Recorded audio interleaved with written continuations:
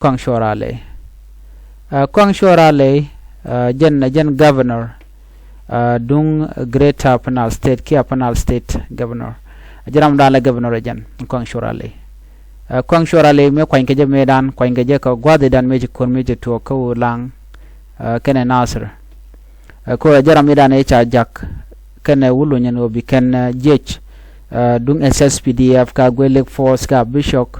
force beken ganang re wech ka nasr medan mechural me to ka nasr kam SSPDF kene jenya nuara la jechin bor meje to gene medan e shekor me betok no chotoko cha de ni SSPDF cha jure wech ka nasr ko yara diu no shwa kuma spele mayo chwa chega no etika ga titten ajen ma kwala yen Dr. Riek Machar no men me shi kire gujano ngami ba kam kwadung apanal ko ramira ne la kwara panal e wuri shalga Jimmy Sudok jene wut shalo wut tetka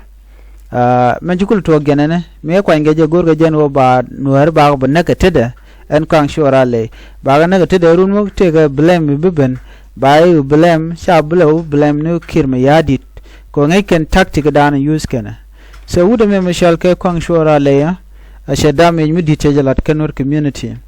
but kujije ngaje na power dan te kaje ke manana sha kam kirme yadit kuje no lere damage mi dit so na me de yana ngat so me chago to gan tamen go cha jalalet ano share sharpling jalat ka kume mentre wi malakal ko cha Dr. Macha chaje yen chaje kwar ya laji spelem ayo cha ka yen canadian kon yuren bar ana par ko tam chi do done la lo yal ka kudi shalga me kirme yadit mugol to pinya ne chaje ngach ajiram dan choro kwanya la kwar tam ka Riek Machar la Dr. Machar walti Dr. Machar te lwag yena dawra ko chaje yen ka kor pade dane paiwa so na mentam men to gene shi Koang shorale shane diala konti la ji spele mayo chaka suspend ke chaka kapchong wona ka jen wude me mishal ke honorable kech ke nyotem jerme ke nyotem ke ngotem ke nyotem jen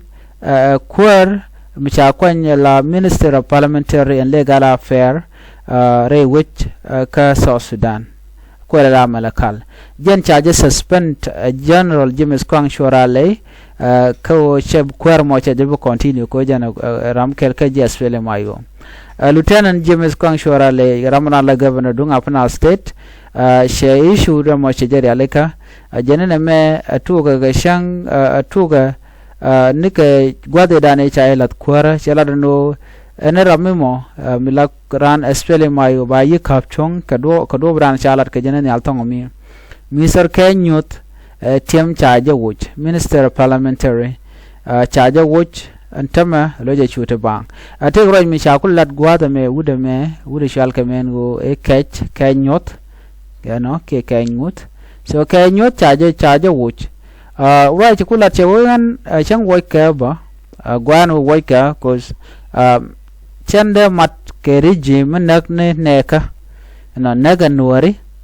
ano waika che la big deal waika ko en men chalat kana se kano lang sima gwa naka gat naka men ke kam college en kumran men ku Koang shorale titen tama so en waika ko dong chiran chero jeno kumela dem shodalut so I'm fine with that so che jo mo che je kweni no wal Koang shorale ngode kami lere la kana jangne dech ko janam dan la ko nganga jenere wi ko malakal ko janam dan la governor chanwere anak ten mana gartiene dio je kon diala ling chumante mo ngoda kwanwer ba kwa target ko ngayen no te ko lat ko rudin chenge me chajelinga no te kor bibin ko malakal me shimane ke nuari je wayami me charo je ne ko pangak you can we dial content de tata tin you gonna cap so can we to me che talk you talk ko bi malakal be je shake up ko dong chinaren bari tanat kana yin me sentama ko de ko meditaten so ajana mo an mendan e shalat me je Koang shorale me che gu jono ba kapchong ne dial content la tela jas fele maigo so che wude me je kapchong ne me jen ler dan talk men gode nywa ya kel